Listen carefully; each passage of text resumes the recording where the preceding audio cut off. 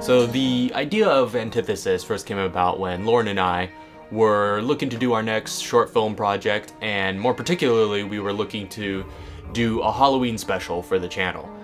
Because on my old channel, quite a few years ago, on a couple of occasions I tried to do Halloween specials, but for one reason or another, I usually didn't end up actually getting them uploaded by Halloween Day. So I wanted to plan something out in advance for the year of 2015 and get organized and get something done that could be uploaded on Halloween Day to the channel.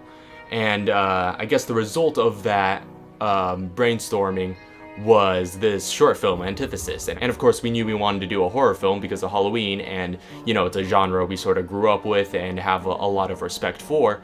But with that being said, at the start we didn't really have a huge conception of where we're going with it. The main thing we knew was the location. Yep. And we had this building that the church that we volunteer at owns. I think it was as soon as we saw the basement that we realized this has to be a location for some sort of horror film. At some point. It has to be a location for a horror film as soon as we saw that basement. And yeah, we did end up getting to use the basement for that, and it was awesome. There was that little suspense set piece. But yeah, and I of course, I wrote the entire script with the set with that location in mind, that basement in particular. That was one of the first whole sequences, that I'd first thought of.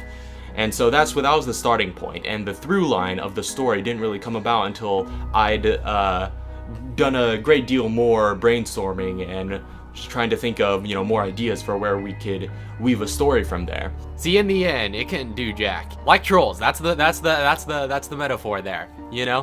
People tried to suppress that stuff, but ultimately, that's all they could do. Try. Yeah, they could just bang on your door and hope to scare you into not doing it.